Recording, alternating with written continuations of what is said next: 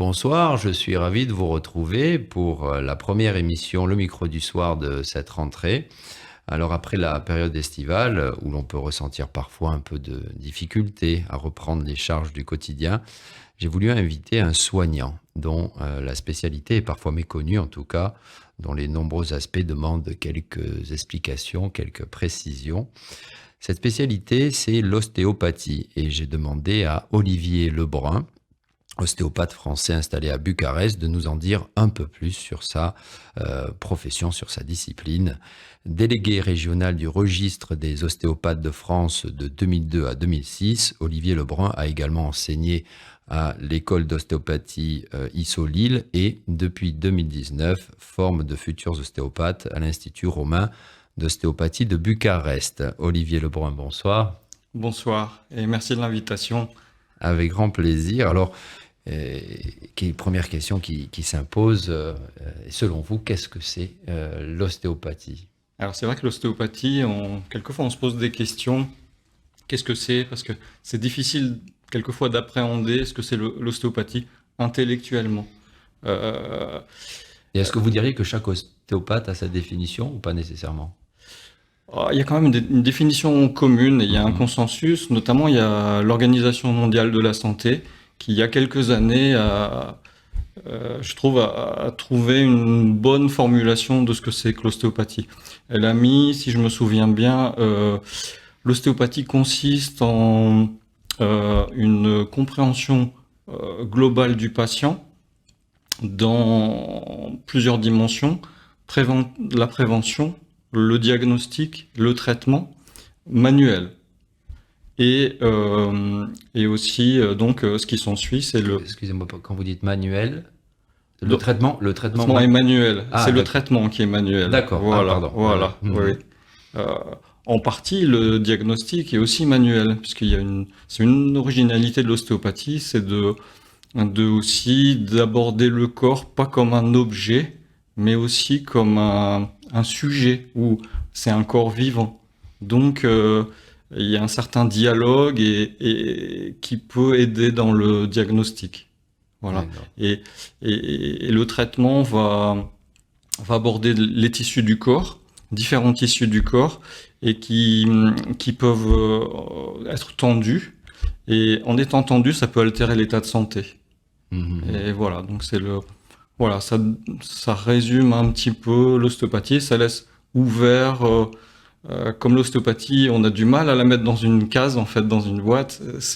C'est trouver des mots qui arrivent à dire ce que c'est, mais laisser vivre aussi l'ostéopathie et, euh, et l'exercice et la relation avec les patients. Mhm. Voilà. Alors, vous me direz si je me trompe, mais je crois que c'est une discipline, une spécialité qui a mis du temps à être reconnue par la médecine classique. Vous, personnellement, comment vous avez, après toutes ces années d'études et de pratique en ostéopathie, comment vous avez vécu l'évolution de cette reconnaissance qui est aujourd'hui confirmée? Alors, sans doute en France, qu'en est-il en Roumanie? Mhm. Alors oui, il y a plusieurs questions. Oui. C'est vrai que c'est Vous, une... personnellement, déjà, Oui, comment oui, vous l'avez moi vécu? personnellement, c'est ça. C'est-à-dire que j'ai traversé un petit peu ces différentes périodes-là. Je suis d'une deuxième génération d'ostéopathes, on va dire. Il y a eu des pionniers qui ont un petit peu essuyé les plâtres, justement, dans les rapports avec certaines personnes du corps médical. Je me rappelle être allé à des procès de collègues pour exercice illégal de la médecine. Voilà, ça a été une époque qui a été un petit peu tendue, mais qui nous a soudés entre ostéopathes. C'est-à-dire qu'il y a une solidarité entre nous et on a travaillé ensemble. On a travaillé notamment dans le nord de la France, d'où je suis issu. On a, on, on a travaillé en dispensaire ensemble avec différents courants de l'ostéopathie qui n'étaient pas non plus évidents à coexister forcément. Et ça nous a fédérés finalement. Et donc, un petit peu cette opposition nous a soudés et ça nous a stimulés en fait. Donc personnellement, moi je l'ai vécu positivement. C'est vrai qu'à l'époque, c'était une époque lointaine, mais de mettre sa plaque d'ostéopathe, c'était déjà un acte de visibilité, mais qui peut-être transgressait règles établies, il n'y avait pas encore de loi à ce moment-là. Et justement, bah, ces lois ont finalement entériné. Il y a eu plusieurs phases en France. C'était en 2002, il y a eu des décrets. Enfin, pardon, il y a eu en 2002, il y a eu la loi, et en 2007, il y a eu des décrets d'application. Et à partir de ce Avec moment-là, des honoraires officiels. les zones off, tout ça, ça n'a pas été ça a été réglementé d'une autre manière. Et ça a Mhm. été réglementé, il y a 3 livres professionnels qui réglementent les professions de santé en France. Et en ostéopathie, on a été mis dans le livre 3 comme les psychothérapeutes, D'accord. psychologues, voilà. Non. Donc administrativement, disons que vous fonctionnez un petit peu comme les psychothérapeutes, on peut dire ça. Oui, oui, oui, c'est En ça. France, ouais. Oui, parce que eux non plus, le tarif n'est pas réglementé, mais on est professionnel de première intention, ce qui est quelque chose qui était assez énorme à l'époque. Et finalement, on est passé de Sinon, différentes vous pourriez expliquer professionnel de première intention, c'est-à-dire de première intention, c'est-à-dire qu'on reçoit des patients sans passer par la case médecin généraliste, d'un ouais. médecin généraliste, par D'accord. exemple. Voilà. Mhm. Euh, et donc, ça amène une liberté et la responsabilité qui va avec de recevoir des patients en direct. Et justement, euh, comment faire un peu un tri, entre guillemets, c'est-à-dire qu'il y a un peu différents drapeaux, c'est-à-dire que dans le diagnostic ostéopathique, il y a aussi comment, s'il y a un drapeau rouge, par exemple, c'est un signe d'exclusion de la consultation, de poursuivre la consultation, et à ce moment-là, ça va amener à orienter vers un médecin, par exemple. Mais à partir du moment où on a d'autres drapeaux, un drapeau vert, par exemple, bah, on sait qu'on peut continuer la consultation. Drapeau orange, ça va contre-indiquer certaines techniques, par exemple, de manipulation. Mhm. Voilà. Alors, précisément, quand vous parlez de techniques de manipulation, comment l'ostéopathie se distingue-t-elle et se rapproche-t-elle d'autres disciplines comme notamment la kinésithérapie et la psychothérapie? Oui, alors, euh, j'étais kinésithérapeute avant d'être ostéopathe. Donc Ce qui est j'ai le cas de qui- pas mal d'ostéopathes. ce qui était le cas de beaucoup d'ostéopathes de ma génération. Là maintenant j'ai une soixantaine d'années, donc je suis passé par ces différentes phases. Et 2002, 2007, dont on a parlé, les lois, les décrets. Mais il y a des points communs entre la kinésithérapie et l'ostéopathie, c'est 2 métiers du toucher. Euh, voilà. Après, en caricaturant un petit peu, Un toucher différent quand même. un Ah toucher oui. différent. Voilà. Mhm. En caricaturant un petit peu, un kinésithérapeute, il va faire fonctionner une structure pour mieux la relancer. Comme un moteur, un peu, faire fonctionner les pistons. Un ostéopathe, pour résumer aussi, caricaturer aussi, c'est ajuster les pistons, ajuster les différentes parties du moteur, euh, en sachant que c'est un moteur vivant aussi. C'est ce qui fait la particularité, la complexité, l'intérêt de ce métier. C'est une bonne Et, analogie. Mhm. avec les patients, c'est aussi, je dis ça par moment, c'est que bon, on fait une enquête ensemble. C'est un peu Sherlock Holmes, c'est-à-dire que on n'est pas que collecteur d'informations, mais il y a un dialogue avec le patient et par rapport à un motif de consultation précis qu'il amène, ben, on va mener une enquête ensemble. Il va amener des éléments, on va faire le tri et ce qui est important, ce qui n'est pas important, ce qui va déjà construire notre schéma de traitement dans une séance. Et Est-ce que c'est à ce moment-là que vous diriez que l'aspect psychothérapeutique entre en jeu? bah, dans le sens où c'est déjà relationnel. Mhm. On pourrait dire qu'une séance d'ostéopathie ou des séances d'ostéopathie, si on souhaite établir un traitement sur plus de temps, euh, c'est c'est aussi comment par rapport à ce que vous disiez, le lien avec la psychothérapie. Oui, c'est aussi un dialogue en fait. Il y a un point commun avec la psychothérapie, c'est une écoute. Mhm. Et une écoute, spécifiquement pour l'ostéopathie, c'est une écoute aussi manuelle, une écoute de la mobilité du corps vivant. Euh, Ce qui est quelquefois, c'est peut-être ce qui fait la difficulté de compréhension de l'ostéopathie, c'est que même malgré soi, et moi ça peut m'arriver aussi, c'est que on va réduire le corps humain à quelque chose de concret, un objet. Oui, il y a ce côté matériel, mais on est vivant. Et voilà, c'est ce qui fait la différence entre quelqu'un de vivant et quelqu'un de mort. Il y a une différence. En préparant cette émission, je vous posais précisément la question de savoir si un ostéopathe devait faire preuve de certaines aptitudes, j'allais dire, non pas surhumaines, mais un peu comme de médium, d'avoir une énergie particulière qui va permettre de soigner, donc une énergie physique ou spirituelle, enfin je ne sais pas Oui, comment oui, on oui. pourrait l'appeler. Vous voyez ce que je veux dire? Ah, je crois. C'est vrai? Après, c'est les patients qui peuvent le dire. Et après, bon, c'est vrai que l'ostéopathe qu'on va voir, c'est toujours le meilleur ostéopathe du monde. Donc forcément, et puis peut-être comme en psychothérapie, il y a une, c'est pas du transfert contre transfert, c'est pas ça qui se joue. Mais il y a quand même un investissement mutuel du patient, du thérapeute, et il y a un espace de dialogue, et il y a une certaine intensité. En fait, c'est vrai qu'on peut vivre des choses assez intenses en séance d'ostéopathie aussi. Et, et il y a des patients, aussi bien pour le patient que pour le thérapeute aussi. Euh, et, et c'est peut-être cette énergie-là qui étant présente, qui est large et qui est à la fois concrète, mais qui, on peut sentir qu'il se passe des choses en fait. Et on a du mal à mettre des mots dessus. On- Et vous me disiez précisément que l'ostéopathie est bénéfique pour tous parce que vous avez des gens qui viennent vous voir, pas parce qu'ils ont précisément, pas parce qu'ils ont mal quelque part, mais voilà, il y a quelque chose qui est en déséquilibre, on va dire ça comme ça, et, et donc vous essayez de rééquilibrer en fait le corps et l'esprit. Oui, oui, oui, on peut. Oui, oui, c'est ça. Et ça, il y a un exemple qui me vient plus concret, c'est particulièrement chez des enfants, comme on dit, des enfants précoces.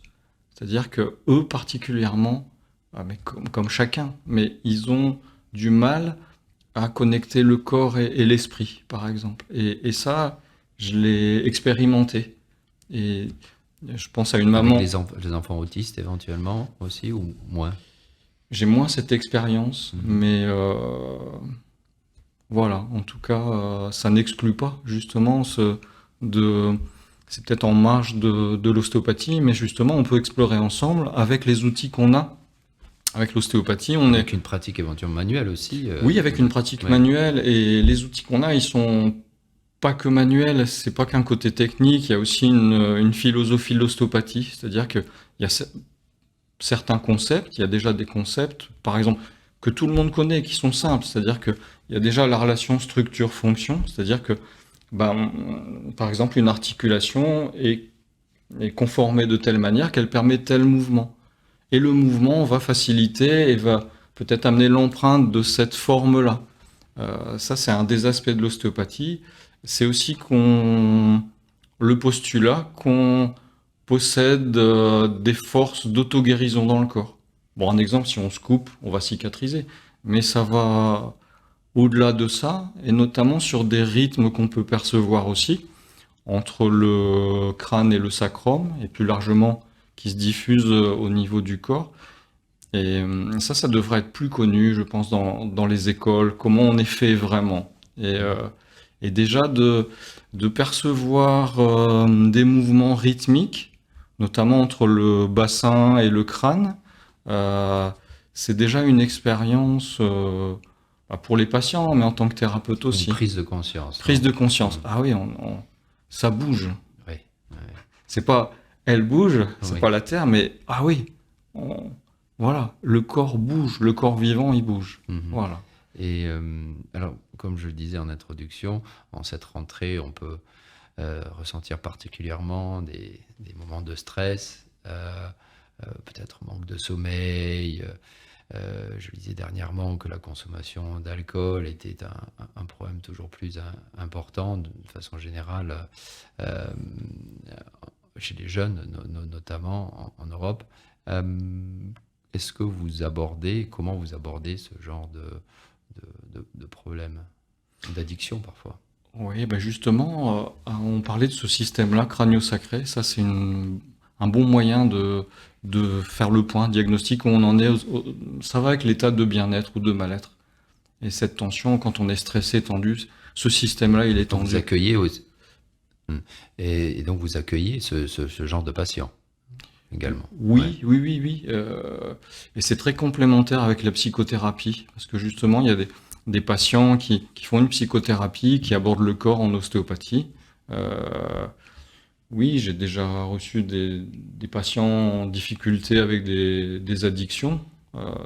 Voilà, c'est pas mon champ principal, mais oui, Mhm. quand j'ai les éléments qui me permettent de euh, valider que c'est OK de suivre un patient, à partir de là, c'est comme un contrat entre nous et on Mhm. le fait. Je voulais juste revenir Oui, sur ce mouvement oui. de crânio-sacré. Ce qui m'a beaucoup aidé dans mon parcours. Alors déjà, crânio-sacré, c'est-à-dire, Alors, il y a un lien, j'aurais dû vous interrompre il y a un petit il peu y a un avant. lien direct entre le crâne et les sacrum au niveau de Mhm. l'anatomie par une membrane qui est une méninge en fait, qui entoure le cerveau, le, la moelle épinière. C'est un sac, mais qui va s'attacher solidement au niveau du milieu du sacrum et à la base du crâne, et et aussi entourer à l'intérieur du crâne. Ouais, c'est un petit peu, si on ouvrait un crâne, ça ressemble un petit peu à une noix. D'ailleurs, on dit cerneau, cerveau, ça se ressemble beaucoup au niveau du mot, mais il y a aussi des membranes, comme on peut voir dans une noix. Et nous, on a le même système. Et c'est le même système que, vous voyez, il y a un croisillon comme ça, et c'est le même système que le marionnettiste avec la marionnette. Mhm. C'est-à-dire que il suffit d'une croix avec 6 ou 8 fils et on peut entraîner tous les mouvements de la marionnette. Ben, nous, on a le même système. Et si ce système est tendu, ça peut amener des tensions dans le corps. Et, et à partir de là, bah, d'aborder ce système-là, il y a un intérêt par rapport aussi au bien-être. S'il y a des tensions, et on le vit tous, Mhm. surtout à notre époque, c'est un accompagnement possible direct au niveau du corps. Mhm. Et, et ce qui m'a aidé pour valider ce qu'on ressent, parce qu'on va dire c'est subjectif, que c'est quoi? Oui, bien sûr, c'est subjectif, mais le fait d'avoir travaillé, ça c'est peut-être pas très connu, mais on peut travailler à 2 ostéopathes par exemple avec un patient, et, et à ce moment-là, on peut ressentir des mouvements dans le corps du patient qui sont indépendants d'une relation individuelle ou en vis-à-vis. Mhm. Et vous diriez qu'après, le patient est capable après des sessions d'ostéopathie, Mhm. de s'auto-réguler? Ben, c'est le C'est le but. but, hein. C'est le Mhm. but. C'est un peu comme en psychothérapie aussi, finalement, Mhm. c'est aider la personne à s'aider elle-même. Donc, Mhm. mais là, on passe par le corps. C'est-à-dire que euh, une fois que le patient, il y a 2 types de patients. On va dire, il y a des patients qui vont venir pour j'ai mal, je veux une solution, ok, à des degrés différents. Voilà. Et puis, il y a des patients qui, ressentant un bien-être, disent ah bah j'ai envie de poursuivre un bout de chemin pour me sentir encore mieux.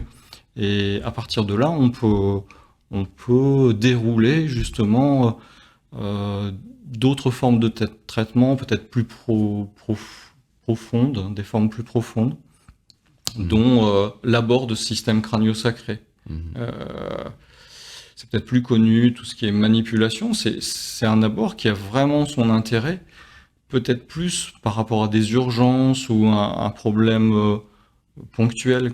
Quand il y a des problèmes plus anciens, plus installés, il y a d'autres formes de techniques où le patient va coopérer aussi dans la mesure où il va s'abandonner un petit peu dans la séance et se laisser aller vers lui-même en fait. Mhm.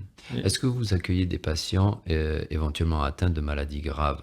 Je pense éventuellement à de des cancer, cancers ou oui, alors ça arrive, oui, oui. en complément, vous diriez plutôt? Oui, en complément. Oui, en complément. C'est justement, à partir du moment où il y a des lésions installées dans la structure du corps, c'est plus du domaine du médecin.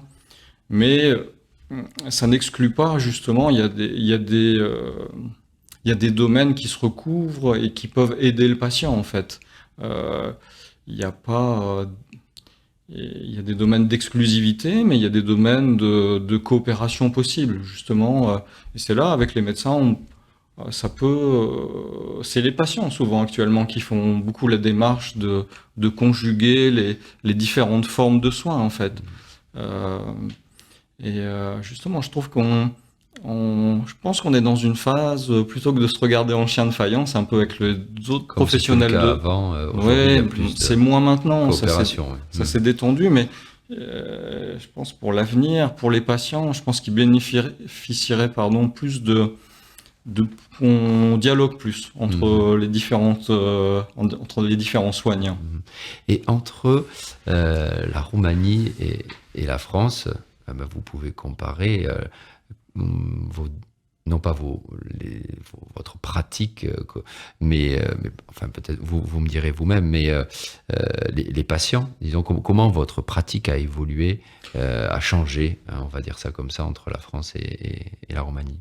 Je crois que c'est une bonne question parce que j'ai trouvé les patients différents en Roumanie. En quel sens? Au niveau de leur structure corporelle. Et ça m'a surpris. Je me suis dit, bah oui.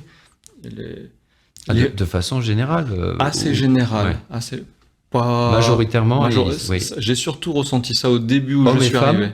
Plus hommes. Ouais. D'ailleurs, c'est une question que j'aurais dû vous poser avant. Vous accueillez surtout des femmes ou des hommes? Alors c'était le cas, il y a longtemps en France, c'était le cas, il y avait beaucoup plus de femmes qui consultaient que d'hommes. Et puis ça s'est équilibré, peut-être pas à la parité, mais ça s'est équilibré. En Roumanie, je me suis même pas posé la question. Je crois que c'est tellement neuf, l'ostéopathie. Et alors, pour revenir à ce que vous disiez, non, c'est assez curieux. C'est-à-dire, qu'est-ce que vous voulez dire que la structure est différente? Ben moi, j'ai trouvé les corps des patients plus blindés, c'est-à-dire que plus robuste, coffre-fort un peu, mais en tension. Je me suis dit, c'est davantage en tension, donc c'est pas nécessairement positif. Oui, après j'ai cherché pourquoi, je me suis demandé pourquoi, et je me suis dit, c'est peut-être, ils ont une charge de travail, je sais pas, il y a des gens qui travaillent quand même, je pense. Chez les femmes également? Oui, oui, mais plus chez les hommes quand même, et peut-être ils travaillent dur, il y a des conditions où ils travaillent longtemps, il y a peut-être du stress pour l'équilibre de... Moins de souplesse dans les corps, vous diriez, ça comme ça? Oui, c'est paradoxal parce que oui, peut-être moins de souplesse. Et en tout cas, j'ai pas pu travailler comme je travaillais en France. Et ce qui m'a aidé, c'est de travailler dans l'école d'ostéopathie, Roumanie, et parce que j'ai travaillé aussi dans une clinique et là, le fait de travailler ensemble. Le directeur de l'école d'ostéopathie, Mircea Laurențiu, il était déjà passé par là et il avait déjà ouvert une voie en fait. Lui a fait ses études en France et moi j'ai rejoint l'école ici il y a 4 ans et donc j'ai compris un petit peu comment il abordait les patients avec une certaine manière roumaine d'aborder les choses, même si l'ostéopathie roumaine est beaucoup en lien avec l'ostéopathie française, parce que à l'école, c'est des... Il y a des modules qui sont repris. Oui, il y a des modules, il y a des professeurs français qui viennent, et c'est ce qui fait que je suis venu ici. Au départ, je suis venu enseigner, c'est ce qui a été l'impulsion pour... Après, le pays m'a plu vraiment beaucoup, et après, il y a eu d'autres contacts qui se sont créés aussi, mais la première impulsion, c'était pour l'école d'ostéopathie, et voilà, il y a un mode de...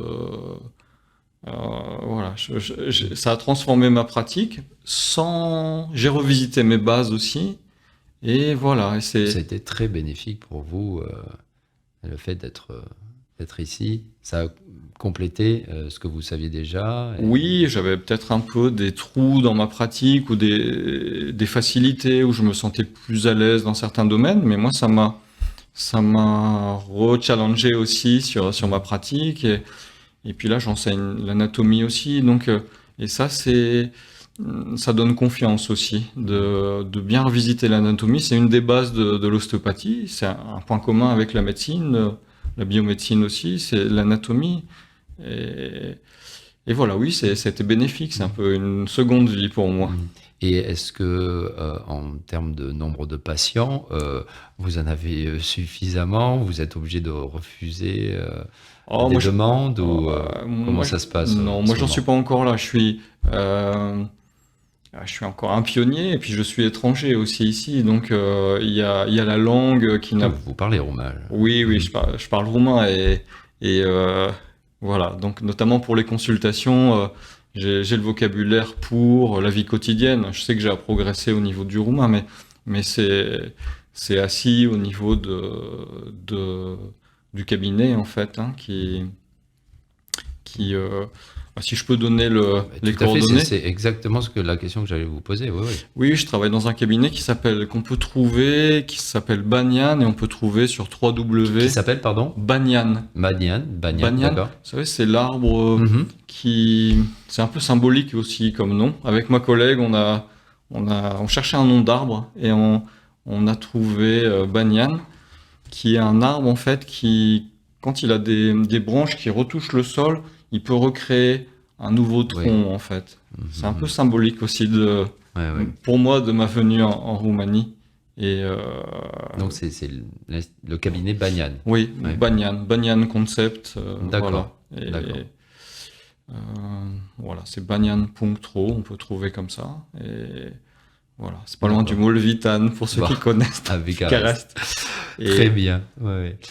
Écoutez, Olivier Lebrun, je vous remercie. Ça a été un plaisir de vous avoir sur RFI Roumanie et je pense que nos auditeurs et auditrices auront bien apprécié vos explications et vos précisions sur cette belle spécialité.